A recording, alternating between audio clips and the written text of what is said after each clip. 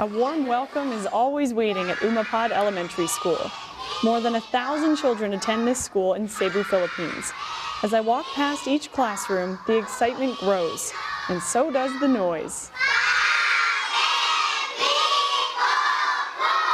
In the Philippines, learning is a luxury, and these kids know it. Children who are going to schools, they develop a sense of hope, they develop a sense of desire to get out of poverty. At the end of the school day, it's a 15-minute walk home for most students. In that short time, their surroundings change completely. Their families are scavengers from the Umapad garbage dump.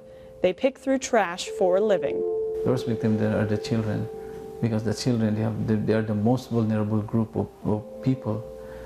They don't have access to education, they have very little access to health care, they have very little access to a healthy environment.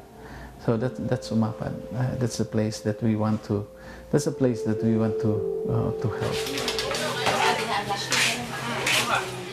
I've returned to the Philippines for the first time in 2 years with the desire to help. My nonprofit, the Gift of Grace Foundation, is providing scholarships to scavenger children. This was all inspired by a teenage girl named Mary Grace. I just found out she has quit school to help provide for her family. But I'm not giving up.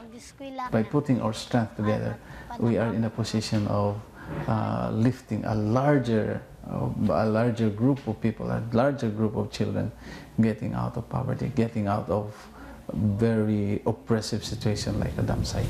A scavenger typically makes at most 500 pesos per week on the garbage dump, or about $10 Canadian.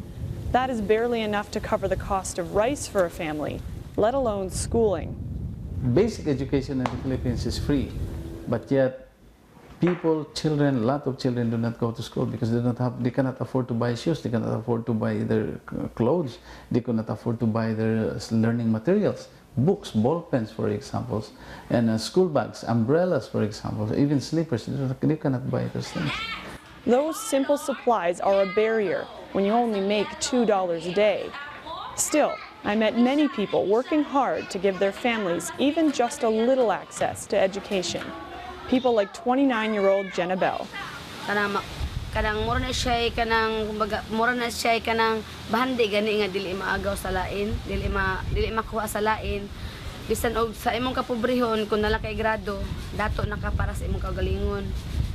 Kay kung wa jud kay grado, magpabilin jud kang ingon anak ka kay di man ka especially karon nga ang kinahanglan sa trabaho is kanang mga graduate, high school graduate, college graduate. Muna at least bisag kanang high school graduate lang makatrabaho na kanang permanente nga trabaho. Genabell is one of a few people here to obtain a high school diploma. Her father owned a small business that helped put her through school.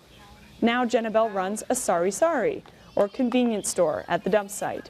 Her income helps put some of her siblings through school. She hears from customers each day about how they struggle to send their children to class. Kanang lisod jud para sa parents or sa estudyante nga scavenger lang kay dili magparehas ang kita sa pagpamasura, labi na karon nga hinay kayo ang tungod, labi na karon nga ang basura bagibalhin ka sa konsolasyon. Then ang naagiho diri is malata lang. So ang malata is gamay ra gyud siya makuha kanang masaag-saag na lang ba. It can be difficult for parents to see the value in education when there isn't enough money to put food on the table. Without education, however, the cycle will continue. According to the United Nations, for every year of elementary education a child receives, their adult income earning potential increases by up to 10%. A child who goes to school is also better off in the short term. Children who are gathering garbage and children who are sitting there listening to the teacher are a lot healthier than the children who are gathering garbage. From their physical appearance alone, they look cleaner, they look better groomed, they have better dresses, and their faces are washed, things like that. Education changes children's lives, but it can also change the adults. Number 1, application sa pagpasunod. During my second week, we hold an orientation for parents. We tell them about the scholarships and how we want to give them a helping hand, not a handout. All parents are required to join the education committee, led by Genabell. They meet each week to discuss their child's progress, challenges, and updates. Parents also contribute 20 pesos per month, or about 50 cents, towards the education fund, which is used for emergency savings for programs. The help that we are giving to them is not just to provide them with the basic needs of a school child, but more than that is we are trying to develop a high degree of interest for children to go to school. As the stacks of applications for scholarships come in, we begin to read stories that inspire us all. Stories of children like Marie-Beth. Kanar saya akong kuanon kay kita ginikanan igor man sa tas pagtudlos tong mga anak nga makalapos ba sila dili ba. Para nimo sila lang. Ang ako ginplano gid ana ay makalapos gid siya sa iyang pagtungha. Maglisod gid taon mi. Sama sa akong giingon nimo ba nga nagay project niya wa pagid namo napalit. 11-year-old Marie-Beth is in grade 2. She is behind in her schooling. Marie-Beth has a rare bone disease and can't walk. Her father literally carries her to and from school each day, in between scavenging on the dump site. Isigpaan niya ari man diri mag-agi. Nya tapos siya ari diri kung ana ni atoliog nya magkabibas bag. The family asked for my help to buy a tricycad, a vehicle that will allow them to transport Marie-Beth to and from school. It will cost just 7,500 pesos, or about $180 Canadian. I told my friends back home, and we had the money the next day. So we surprised the family with this tricycad with all the bells and whistles. Then I met Jennifer and Janice. While children in Canada play house, these kids play school. Jennifer, being the oldest sibling, plays the teacher. Their mother is away most of the week, working out of town in order to provide enough food for her family. Janice is a little shy, but that doesn't stop her from showing off her English just a little bit. Ang paborito na subject English. Good morning. Dako na gusto ko teacher.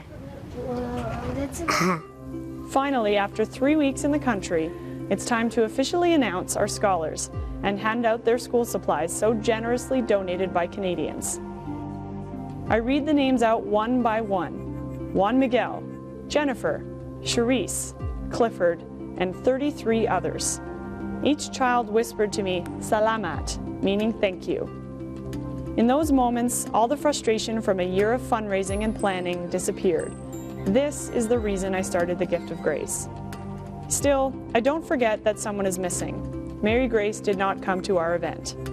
I don't love her any less for dropping out of school, but I also refuse to lose hope. Dropping out of school doesn't mean the end of everything. By dropping out of school, probably she's going into a kind of difficult situation. Maybe she's undergoing a kind of transformation, and it's just a little bit of patience and a little more determination to bring her back to school, to put her back on feet, on the right track. I will miss these kids, but I plan to be back sooner rather than later. I am so excited to see how far school will take them. Because while these children live on garbage, they are treasures to me. For 100 Huntley Street in Cebu, Philippines, I'm Meagan Kelly.